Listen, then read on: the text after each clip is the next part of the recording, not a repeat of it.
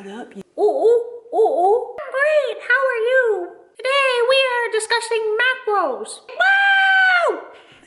First off, I'm gonna say that I think for beginners, following something structured is the way to go. It's gonna help keep you on track. It's gonna eliminate the questions, the wondering, the doubts that are you on track? Are you eating enough? Are you not eating enough? But it's gonna help you stay on point and on track with your goal, so you're gonna be more successful at achieving that goal, whatever it is. I'm definitely not a beginner, and I still refer to macros depending on what I'm doing. When you start getting into where you really wanna structure weight gain, weight loss, but you really wanna fine tune that and really make some progress, taking the guesswork out of it, that's where macros come in, that's where structuring it. But I even think that, sticking with macros for the rest of your life, especially if you struggle with self-control, following macros is always gonna keep you on track. And then you can kind of be more flexible with your food choices and enjoy them without that guilt. Sticking with that number and eating within that number that you know is structured according to your goals gives you peace of mind. That is the biggest question that a lot of you guys have, is how I wanna lose weight. How do I properly structure my macros, structure my numbers according to that? And do it healthy and be healthy. You cannot go into a deficit if you're already in a deficit.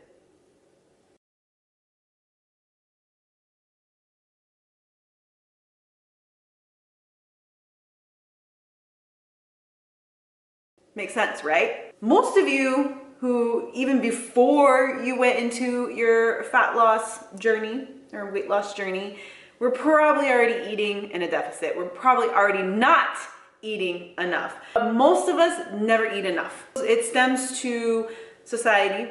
Eat this way, eat only this way, eat only this, because then you're gonna look your best and you're gonna lose 30 pounds in 2 weeks. So again, you cannot go into a deficit if you're already in a deficit. How do you know if you're in a deficit already? How do you know you're not eating enough already? So how you can figure this out is a few ways. You can calculate your macros there based off age, height, how much you're exercising. First off, it's going to give you your BMR, which is your basal metabolic rate. The calories you need to be intaking specifically for you just to survive, just to function in daily life. It doesn't even include exercise. Somebody who sits at a desk job and hardly does anything, their calorie intake, their BMR, is gonna be way lower than a more physically active person in just daily life. Now, when you add exercise into that, you're adding something extra. That's why the calories jump up. That's why you go from maybe 1,300, 1,200 calories to maybe 1,800, 1,900, 2,500.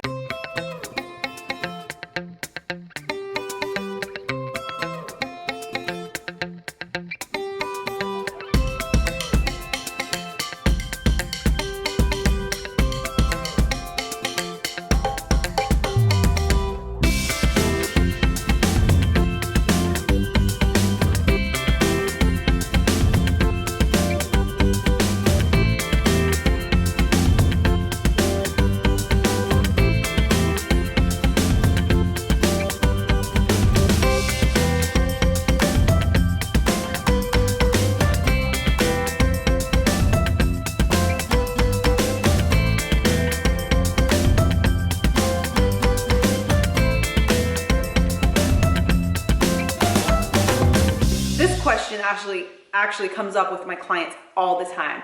All they focus on is the calories. Now, it's important to focus on macros and calories, yes. But if you're only focusing on calories, you are gonna cut yourself short in all the other areas, which is macros.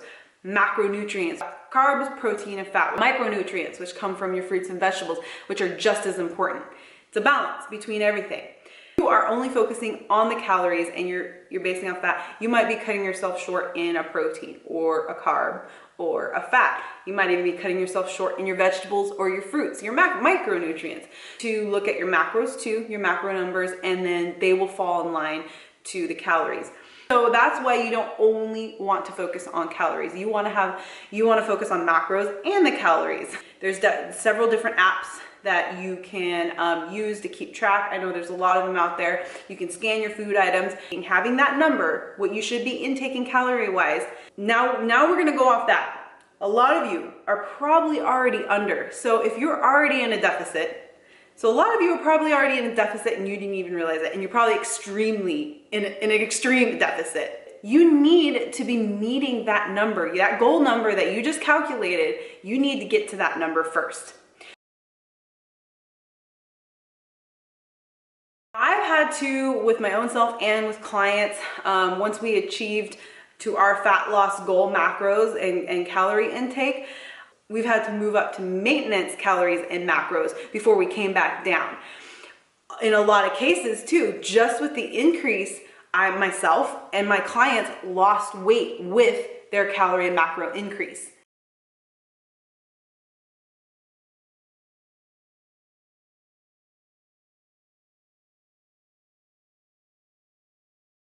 Once you get to that maintenance number, then we can start being flexible, then we can start making healthy adjustments. So that's what I want you guys to focus on right now, is to be getting to that goal number and doing it slowly over a period of time, letting your body adjust. Once you meet that number, reevaluate. Maybe you need to just change the intensity in your training, or maybe you need to increase your calorie and macro intake a little bit more, then go from there. Now, it's hard to really give you a time frame because it's different for every individual. Some people are going to take a lot longer than the next person. So you have to base it off your body and how your body responds and the results that you get out of that. It's probably going to take you time. This is probably going to take you mental reprogramming and, of course, habits. Retraining your habits and breaking old habits and applying new habits. So it's a balance. Your training and your calorie intake. It goes hand in hand. And when it's done right, you're going to achieve exactly what it is you want to achieve. Well, you can keep track of the calories that you burn during exercise.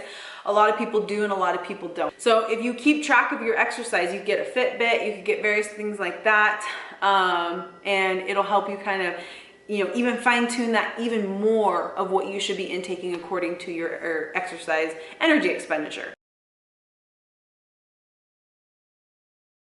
Now you'll go back to the macro calculator, recalculate your macros to a fat loss. So then you're gonna end up getting a number which could probably be within maybe 300-400 calories or so. A lot of people will go really fast and just cut that much out and just start eating at that. Some people will slowly decrease over a period of time.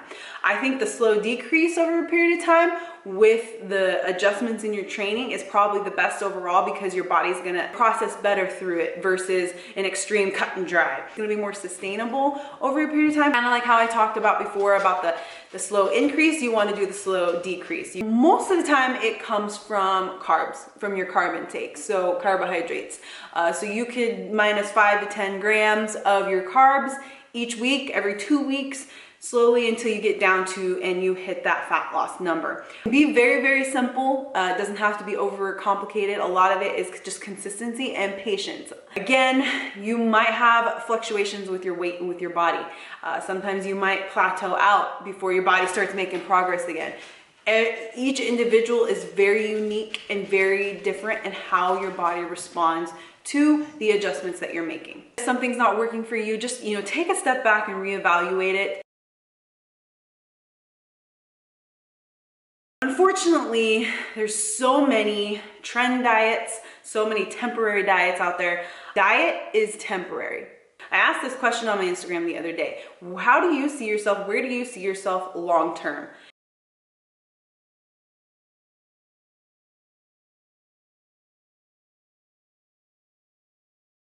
And how do you see yourself doing this lifestyle and achieving it? What you're doing right now, do you see yourself continuing the same thing for the rest of your life as long as you do it? If you hate it now, it's not working for you now, and it hasn't worked for you, then how would it work for you in the future? The knowledge is about knowing what you're doing, understanding what you're doing, and doing it correctly and doing it right and doing it healthy. So we're gonna go back to my last cardio video and how I talked about the cardio, how we saw the cardio, it was a trend thing because of all the competitions and the competing that people were doing. So it's cardio, cardio, cardio. That's the only way to lose fat. Same thing goes for diets. All these social media posts that you see that people are only eating rice and asparagus and broccoli and chicken or fish, and that's it. You don't see variety. You can't be eating at this small little number and expect that you're gonna be fueling your body and it's gonna give you the results you want, or even perform at tip top at 100% eating this little amount and training this hard. People are looking at food as not as, this is what's keeping me alive, this is what's keeping me healthy, this is what's keeping me performing, this is what's keeping me going in my job and being a parent, or whatever it is that you're doing. A lot of you probably notice that when you're especially on a low calorie diet and you've cut out maybe a lot of carbs, you cut out a lot of things, that you get brain fog, you get lethargic. We've got health issues and health conditions that start popping up, and all these various different things with your health that are related to food, because we are cutting out the most important things and depriving our body of that. So your body is working in overtime and it's trying to protect itself and it's compensating in all these areas just to try to keep you healthy, keep you going, because that's what you're pushing yourself to do. If you're already in deficit, you can't go into a deficit. It's like trying to empty a cup that's already empty. just to give you a visual. You need to calculate your calories and your macro goals and what you should be eating at. If you're eating under, you need to slowly, yes, you need to do it over a period of time, work your way back up to that maintenance number before you can even come down into a deficit. Especially if you're going to be doing this long term and you want to just keep reaping the benefits and reaping the rewards and looking your best and feeling your best, you've got to put in the work and you've got to put in the time for it. Lifestyle is not temporary. And if it was easy, everybody would have what they want. It's trying to eat as raw and plant-based and nutrient dense as possible. And then, allow yourself one meal of a processed item, which could be Pop-Tarts or cereal or bread or tortillas or, chips, various different things like that. Allow yourself to have one meal. Allow yourself to do that. I do that.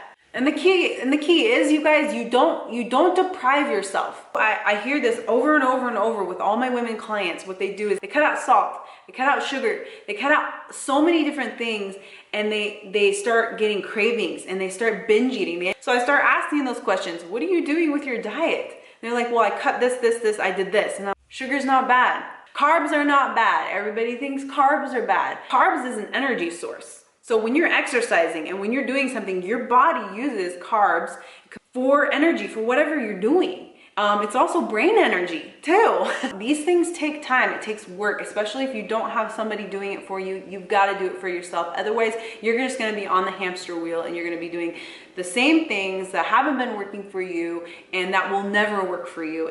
Or you're just going to be bouncing back and forth, and you're never going to be where you want to be. Hopefully this video gave some clarity to the whole macros and the deficit thing, and you have a better understanding, and hopefully you can take from it. And hopefully you guys do and take that time and do a little bit of work for yourself, because I promise you, you're just gonna be that much more successful at your fat loss journey. Thank you guys so much for tuning in, and I will see you guys on the next video. Mwah! Oh, and don't forget to like and subscribe and share. Keep it going around.